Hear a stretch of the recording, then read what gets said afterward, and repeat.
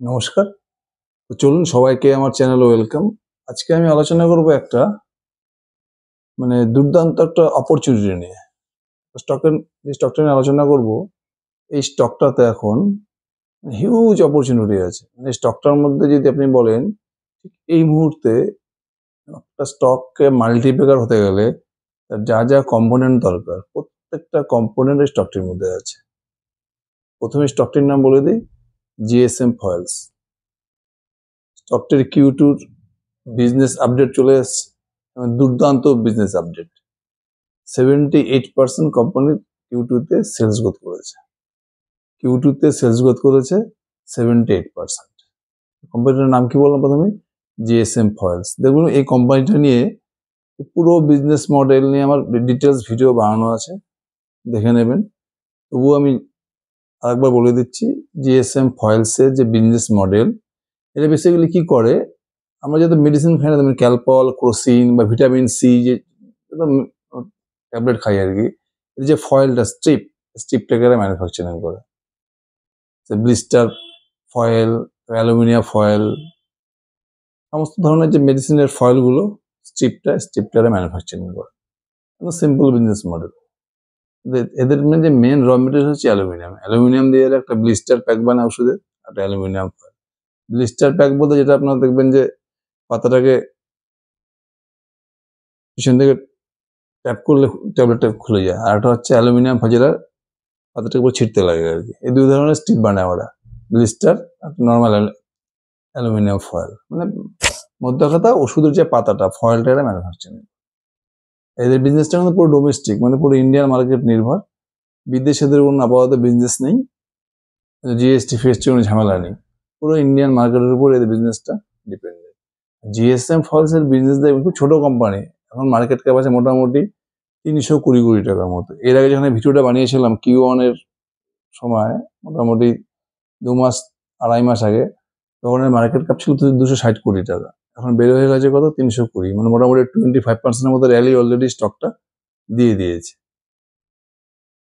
GSM false আপনি যদি business দেখেন, এরা 2025-এ মোটামুটি এরা বিজনেস করেছিল 130 কোটি টাকার মতো। 2025-এ জিএসএম ফয়েলসের বিজনেস ছিল 130 কোটি টাকার মতো, আর প্রফিট ছিল মোটামুটি এদের 10 কোটি টাকার মতো। 7% মতো মার্জিন, 7% মার্জিন ছিল। আমাদের বিজনেসটা তো বুঝতে পারছেন, এদের বিজনেস হচ্ছে কি করে, যত আমাদের দেশে যত বড় মেডিসিন কোম্পানি আছে, Pharma company, big size Pharma company, mid size, ছোট, সমস্ত বিভিন্ন ধরনের ফার্মা যত মেডিসিন কোম্পানি আছে, এদের হয়ে এরা কি করে, মেডিসিনের স্ট্রিপটাকে বানিয়ে দেয়, ফয়েলটাকে বানিয়ে দেয়। এদের তো কোনো ব্র্যান্ড কোনো ব্র্যান্ড পাওয়ার বলে নেই, জাস্ট একটা ভলিউম গেম। মেডিসিন স্ট্রিপ বানায়, এটা তো কোনো মেডিসিন বানায় না, এদের মধ্যে কোনো ব্র্যান্ড পাওয়ার নেই।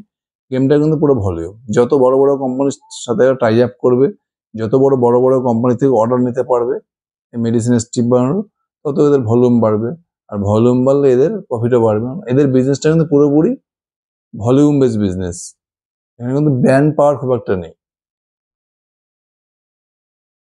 বুঝতে পারছেন বিজনেসটা কিরকম? তার এদের বিজনেসটা, এদের কিন্তু হাতে প্রাইসিং পাওয়ার নেই। এরা কি বড় বড় কোম্পানি হয়ে এরা তো স্ট্রিপ বানাচ্ছে। যখনই দেখবেন এই ধরনের কোম্পানিতে কি থাকে, প্রাইসিং পাওয়ার থাকে না। যত অর্ডার পাবে, যত কোম্পানির সাথে কাজ করতে পারবে এরা, মেডিসিন কোম্পানির সাথে যত বেশি স্ট্রিপ বানাতে পারবে, তত তাদের ভলিউম বাড়বে। আর একটা জিনিস হচ্ছে, এদেরকে এরা যে সমস্ত কোম্পানির সাথে কাজ করে, মনে করেন যে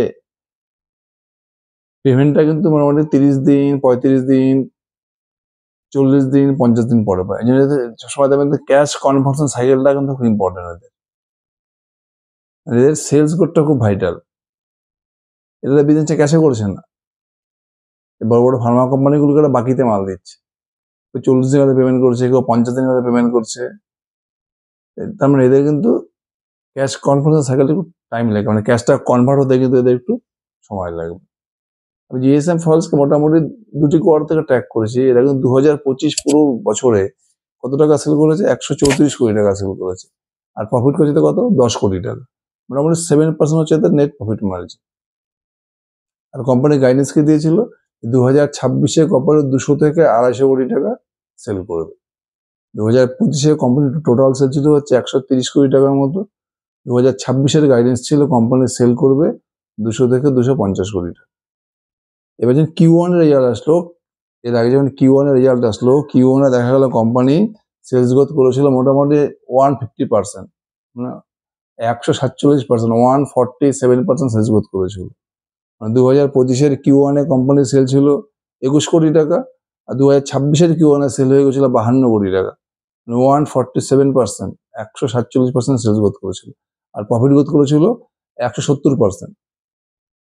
2025-এর Q1 এ প্রফিট ছিল মোটামুটি 1.5 কোটি টাকার মতো, আর 2026-এর Q1 এ প্রফিট হয়েছে মোটামুটি 3,80,00,000 টাকা, মোটামুটি 4 কোটি টাকার মতো আর কি। মানে Q1 এদের সেলস গ্রোথ ছিল 147%, প্রফিট গ্রোথ ছিল মোটামুটি 170%। Q1 এর কলে কোম্পানি বলেছিল যে আমরা মোটামুটি 2026-এ 250 থেকে 260 কোটি টাকা সেল করব। 2025-এ সেল ছিল কত? 130 কোটি টাকা। 2026-এর গাইডেন্স দিয়েছিল এরা Q1 এর কলের পরে 250 থেকে 260 কোটি টাকা। মোটামুটি কত পার্সেন্ট হলো সেলস গ্রোথ?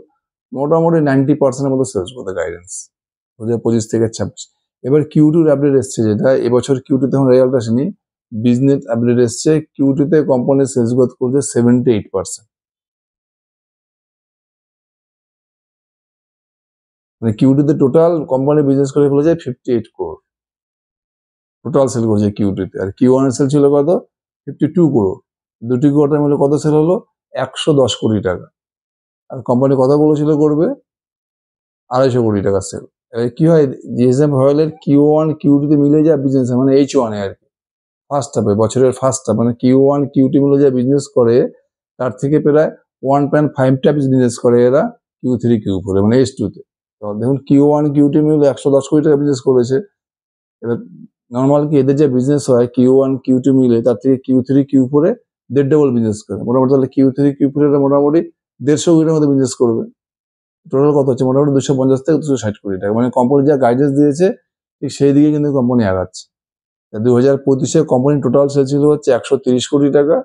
2026-এ কোম্পানির টার্গেট দিচ্ছে সেল হবে 250 থেকে 260 কোটি টাকা। দুটি কোয়ার্টার মিলিয়ে অলরেডি কোম্পানি সেল করে ফেলেছে 110 কোটি টাকা। বুঝে গেল কোম্পানির পুরো ফিনান্সিয়ালটা। আর 2025-এ কোম্পানির প্রফিট ছিল কত? 10 কোটি টাকা। আর 2026-এ যদি 250 কোটি টাকা সেল করে, আমি ধরলাম এদের প্রফিট মার্জিন বাড়বে না, যা প্রফিট মার্জিন ছিল ওটাই থাকবে। যদি 7% প্রফিট মার্জিনও থাকে, তবুও কিন্তু কোম্পানির প্রফিট কত হচ্ছে? 18 কোটি টাকা, 18 crore। 2025-এ কত ছিল? নেট প্রফিট 10 কোটি টাকা। আর 2026-এ প্রফিট কত আছে? 18 কোটি টাকা। মানে মোটামুটি প্রফিটে মোটামুটি 80% গ্রোথ। সব থেকে ভালো হচ্ছে এদের যে ম্যানুফ্যাকচারিং ক্যাপাসিটি ছিল, মানে জিএসএম ফয়েলসের যে ম্যানুফ্যাকচারিং ইউনিটটা আছে আর কি, মহারাষ্ট্রে যে ম্যানুফ্যাকচারিং ইউনিটটা আছে, ওখানে মোটামুটি Q1 এ ওরা 65%-এর মতো ম্যানুফ্যাকচারিং ক্যাপাসিটি ইউটিলাইজ করে ফেলেছে আর কি। Q2 তে ধরে রাখা মোটামুটি 90%-এর কাছাকাছি ইউজ করে নেবে। এর জন্য ওরা Q3 থেকে কি করছে, অলরেডি এই ওদের যে মহারাষ্ট্রে ম্যানুফ্যাকচারিং ক্যাপাসিটিটা আছে সেখানে অলরেডি 30% ম্যানুফ্যাকচারিং ক্যাপাসিটি বাড়িয়ে নিয়েছে, যাতে গ্রোথে কোনো অসুবিধা না হয় 2026-এ পুরো ফিনান্সিয়াল ইয়ার। মানে Q2-র পর থেকে এরা আরো 30% ম্যানুফ্যাকচারিং ক্যাপাসিটি বাড়িয়ে নিচ্ছে। প্লাস নেক্সট ইয়ার মানে 2027-এর গ্রোথের জন্য কি করছে কোম্পানি? আহমেদাবাদে আর একটা নতুন ম্যানুফ্যাকচারিং ইউনিট শুরু করছে। কি কোম্পানি ম্যানেজমেন্ট কিন্তু গ্রোথের ব্যাপারে খুবই অ্যাগ্রেসিভ।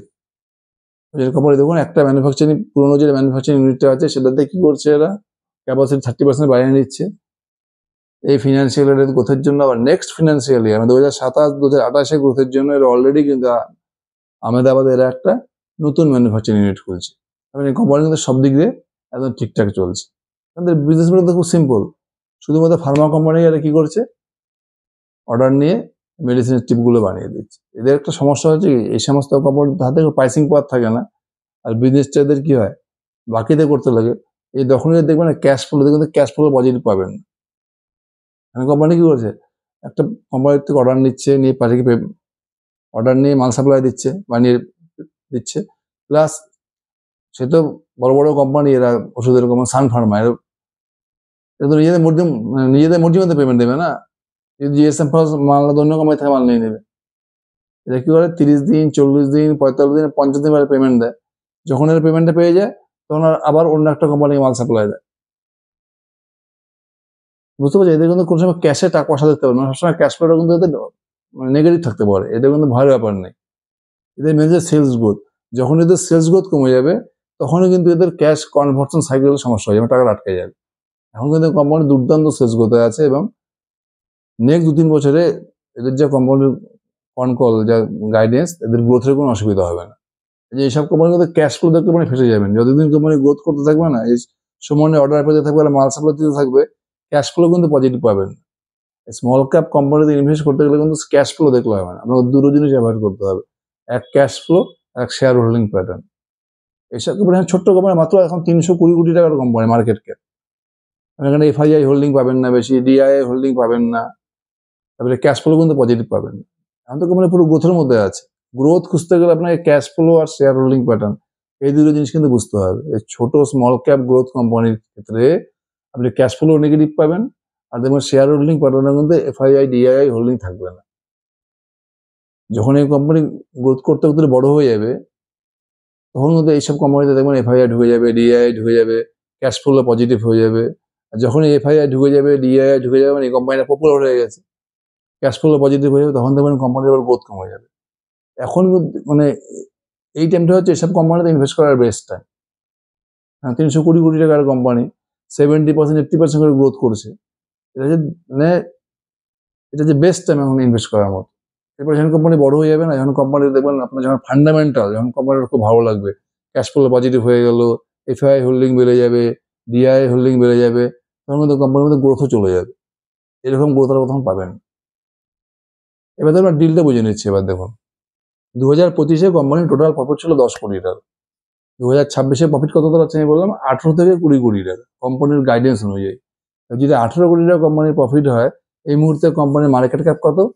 মোটামুটি 320 কোটি টাকা। তাহলে পি কত দাঁড়াচ্ছে? মার্কেট ক্যাপ বাই 2026-এর প্রফিট। মার্কেট ক্যাপ কত? 320 কোটি টাকা। আর 2026-এর প্রফিট দাঁড়াচ্ছে 18 থেকে 20 কোটি টাকা, মানে 18 কোটি টাকা ধরলাম। 320 যদি আপনি 18 দিয়ে ভাগ করেন কত আছে? 70। মানে 17 পিতে আপনি পাচ্ছেন একটা 70%, 80%, 100% গ্রোথ ইঞ্জিন পাচ্ছেন। 70% গ্রোথ ইঞ্জিন ধরলাম 17 পি। এই স্টকটা কিন্তু এখন এই মুহূর্তে এরকম জায়গায় দাঁড়িয়ে আছে, শেয়ার বাজারের নতুন একটা সেরা ডিল হতে পারে। মাল্টিব্যাগার হওয়ার জন্য যা দরকার, এই স্টকটার মধ্যে কিন্তু সবকিছু আছে। স্টকটাকে স্টাডি করুন, ফলো করুন, এই স্টকটার মধ্যে কিন্তু এই মুহূর্তে হিউজ স্কোপ আছে। Thank you.